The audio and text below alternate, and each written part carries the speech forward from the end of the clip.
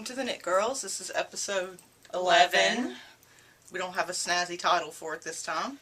I'm Leslie. At Laura's house can be the title. Yes, it'll be different. I'm thinking about doing a quick showing of this room. It's really messy right now, so y'all are going to have to excuse that. We're over at my house today. Yes. So introductions. I'm Leslie, also known as You Don't Call Me Les. I'm Laura, also known as Lala. And we decided to do this at Laura's house today just to do a change of scenery. Plus, I don't think Laura felt like leaving her house. Yeah, in general. So, plus our friend Lisa's coming over yes. to spin in a little bit. Yeah, so we wanted to go ahead and get this done. So we're going to jump in. Works in progress. Why don't you show them what you're working on? I'm working on the second Nashua sock. There's the wee little toe of the second one. The first one is done. It looks like this. Ta-da! So I'm working on the start of the second one. So that's my big works in progress. That's it right That's now. all? Well, that's all I'm working on this second. Those are your active. This is my active, as in I'm working on it this second. I did a lot of gift knitting this week. That's true. So. The monster chunks for your... Yeah. Do you have those? Oh, that's an FO, but we'll go ahead. Okay. They're I made adorable. Little monster chunks for You have my to get library closer. helpers. And they're another Danger Girl pattern? Yep, they're a Rebecca Danger pattern. Her patterns are under Danger Craft, and I'll link those in the show notes. But I like their little bio says that they like to dance to Black Eyed Peas. It's also their favorite food. So I made 5 of those for my library helpers, and you have they to tell crocheted them, me yeah. a scarf. I've already blogged about that, but they crocheted me a scarf. Do you have it?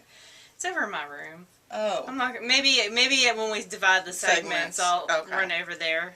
Maybe for the favorite things segment, I'll run over there real fast and get it. So my work's in progress.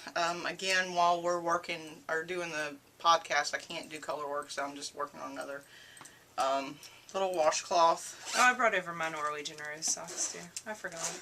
So Tempted is still kicking my ass all kinds of ways. Although you gave Bob money to slow her down. Is that what happened? No, I asked him to please go hide her knitting. But he said that no, she couldn't be parted from it. So she is already turned the heel on her second sock. Yes. And she's got like a pattern repeat and a half to go or something. That's how far I am in my first sock. Have you knitted at all since the last? Okay. Because I've been doing gift knits with deadlines, so. So this is mine. I actually turned the heel on it last night, and I messed the heel up all kinds of ways. I'd like to be able to tell y'all what I did, but I don't really know what I did. I know that I got off count somehow, and because I was distracted, we were playing Rock Band again. Again, we've been playing Rock Band a lot this weekend. So, I don't know, I messed up the count, so I just kind of fudged it and moved on, but I have finally turned the heel on it, just barely, and I got, I don't know, a few rows knit this morning. Here, I'll come up a little bit closer. You don't have long arms like I do. So, here's the front of it, here's the bottom, and I've just gotten the heel turned and got a couple rows knit on the back.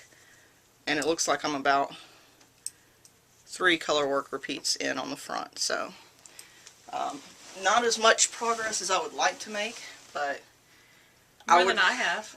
I would have liked to be the first one finished. That's not going to happen at all. I love Stacy. So, I do. I love Stacy too, but I'm a little bit competitive, so.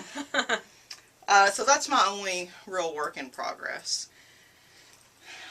Finished objects. Do you have anything besides the monster chunks? I do. I have my monkey socks. Are done. Get closer. I finished those on Monday. I'm not enjoying filming at my house at all. Well, I have, what are we sitting on? Like a futon thing? Yeah, I have a futon in my knitting room. We're in the knitting room / mom's craft room right now. And so we have a futon, and the camera's on top of the little mini TV VCR combo that we have that's got a DVD player stuck beneath it, which is in front of the ginormous loom. Yes, we'll have to show. The loom's like that wide.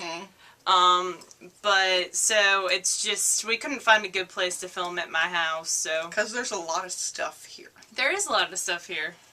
I would love to own about 89, 90% My parents have been collecting stuff for 50, a long time. let me see, 754. My father was born in 54, so for a long time. So that's your finished object? That's my finished object. That and the monster chunks. Okay, so I don't really have a finished object that I finished this week, but a lot of people that went to the fling, and even people that are in groups with other flingers, decided they were going to knit the Shipwreck.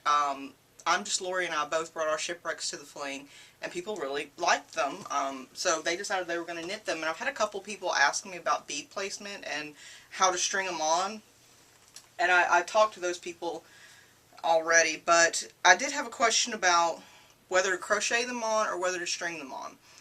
My personal preference is to string them on, even though it's a giant hassle to get all the beads onto the yarn. In the end, I think it's worth it because... That's so pretty. Well, there's that.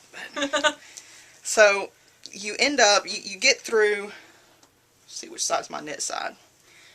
Right.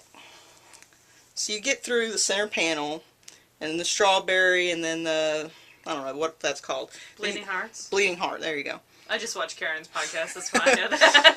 So, and then you've got the leaf section here, which requires a little bit of modification to get them to end up exactly the same. And then you've got this huge, giant part of netting, right? It's just endless yarn over knit two together. And this is where the beads start. So if you crochet them on, your beads are going to end up on this thick part right here, because that's where the actual string is going to be when you crochet them on. If you string them on, it's going to end up in this nice open space here, because they'll just run down the length of yarn. They're not going to end up in the knit stitch, which would be here on the...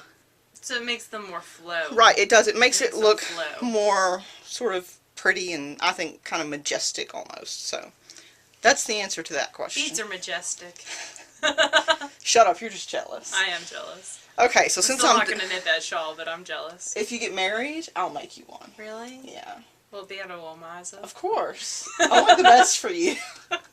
Someone had wool mize up for trade sale, like lace, and it was only like $40. Like it was Wow. the actual price that she had paid for it in a red, and I almost PM'd you, and then I was like, neither of us need more yarn. I really don't, especially Volmaza.